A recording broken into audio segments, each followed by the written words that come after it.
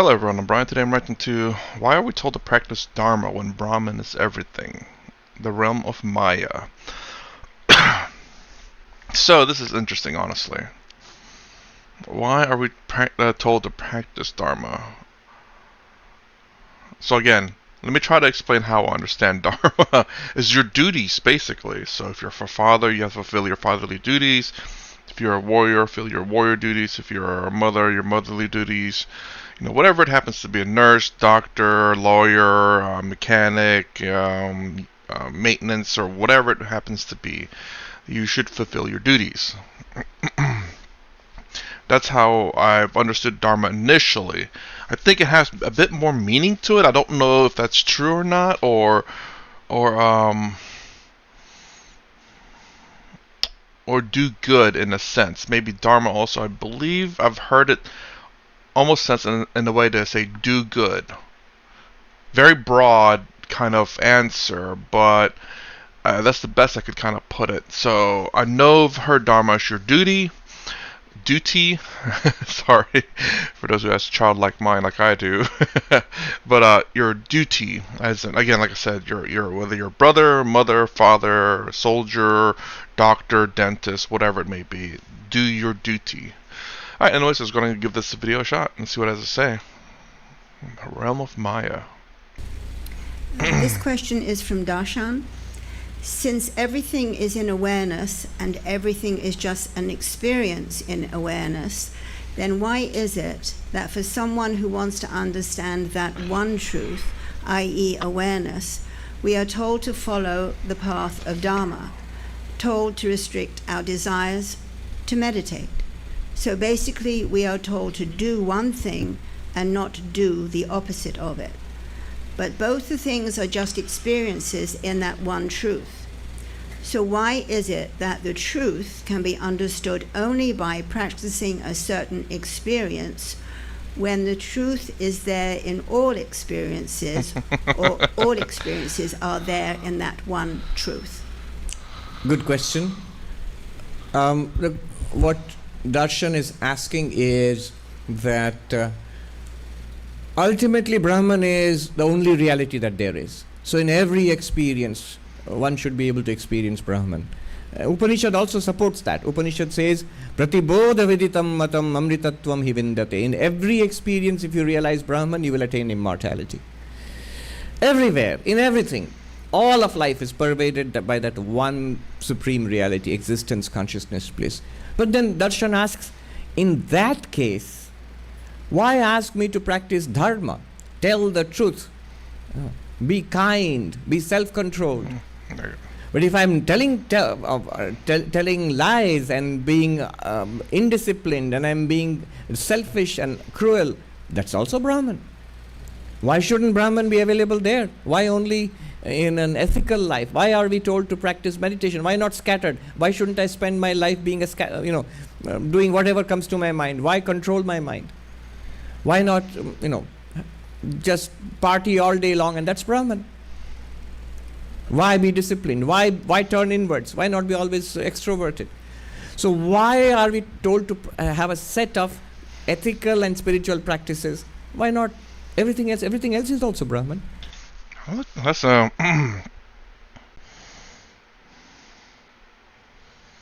Is he going to answer?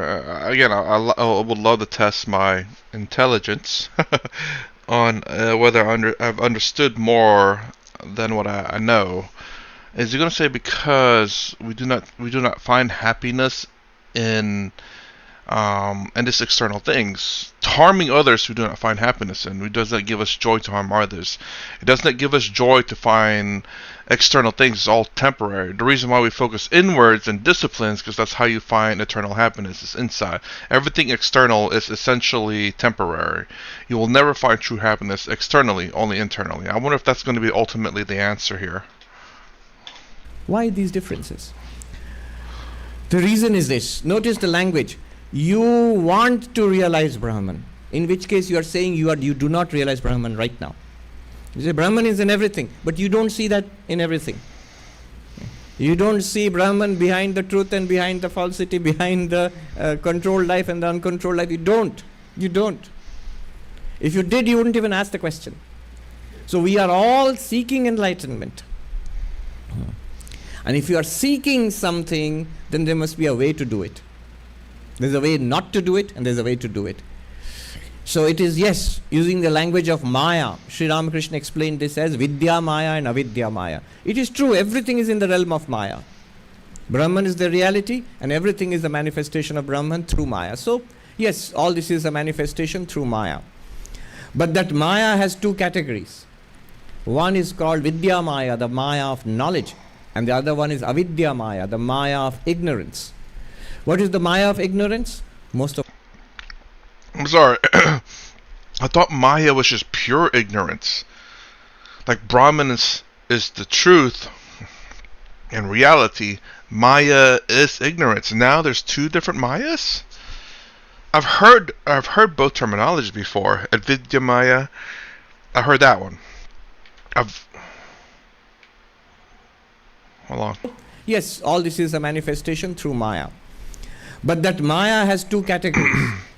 One is called Vidya Maya, the Maya of knowledge, and the other one is Avidya Maya, the Maya of ignorance. I heard Avidya Maya before. And I thought Maya was just ignorance itself. It's this play in Brahman, because Brahman is ultimate reality, the truth, and Maya is this falsity that we have always understand.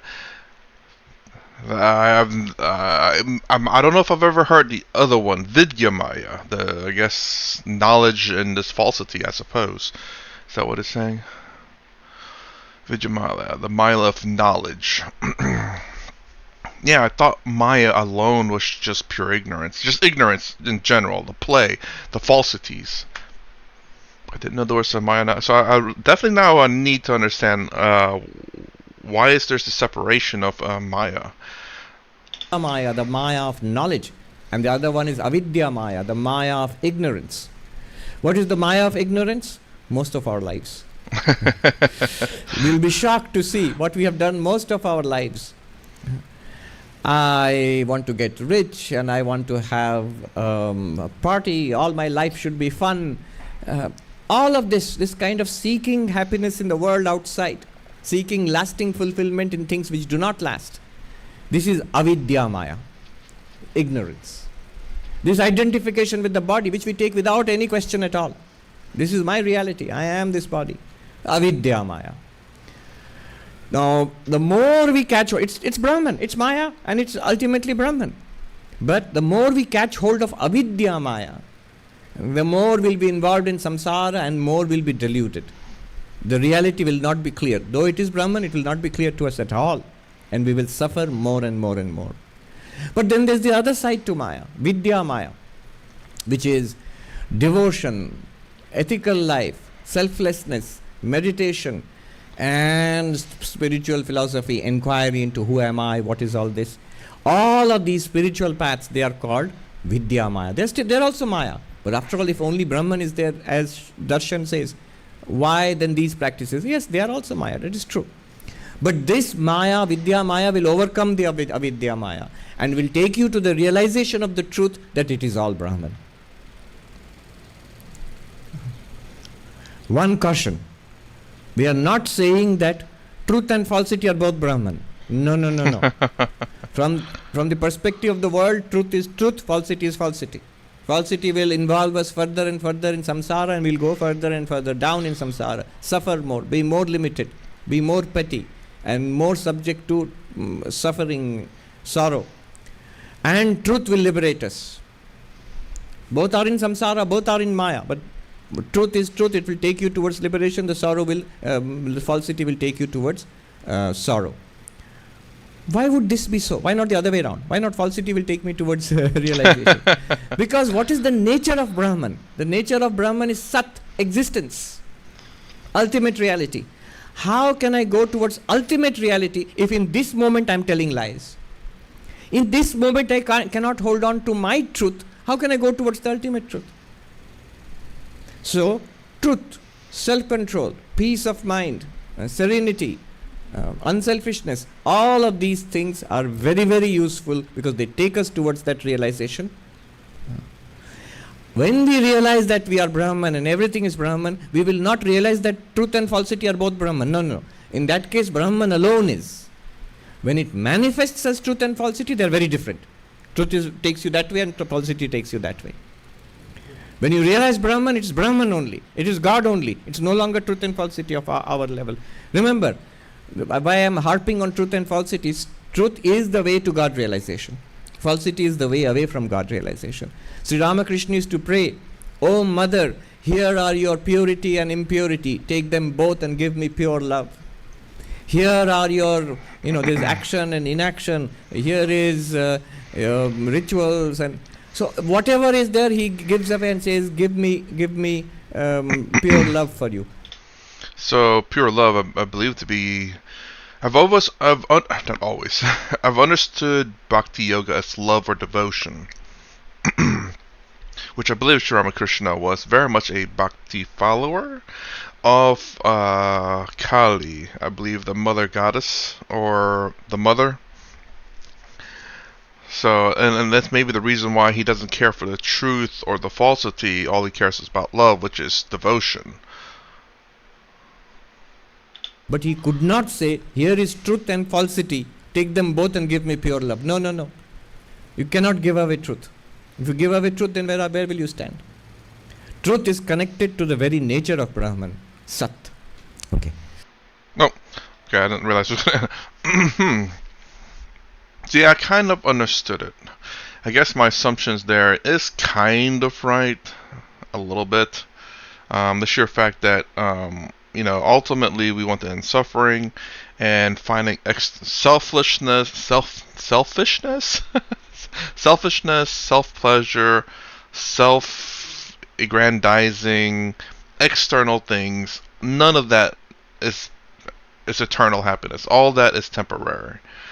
And the sheer fact that just looking inwards, finding happiness for yourself or internally, realizing who you are, and realizing the truth will bring you happiness. Now, I'm not going to say eternal happiness because, I don't know what that's like. So, I know that at least you can reduce suffering.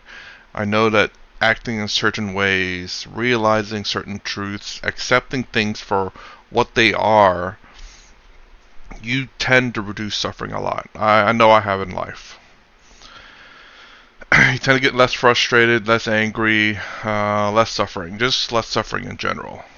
When you realize certain people are the way they are, it's not your job to change them, but you can help them change. Your job is for whatever it is. You can make changes if you want, or you can accept it for what it is, but you have made the choice, and you have to accept the choice that you have made.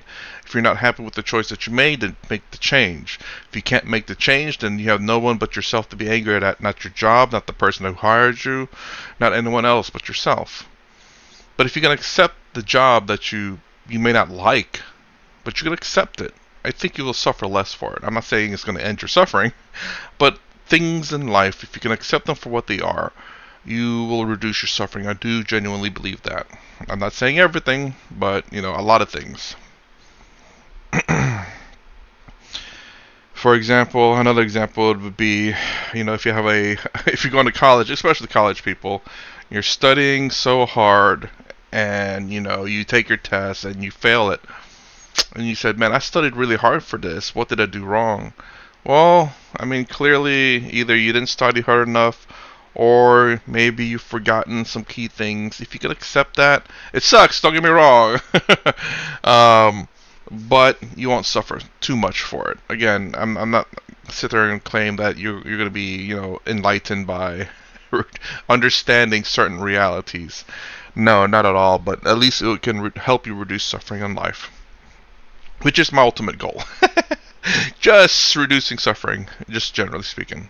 So that's my reaction to why are we told to practice Dharma when Brahman is everything the realm of Maya. If you like my content, please consider subscribing, thumbs up the sound down below. Thanks for watching. I will see you in the next vid.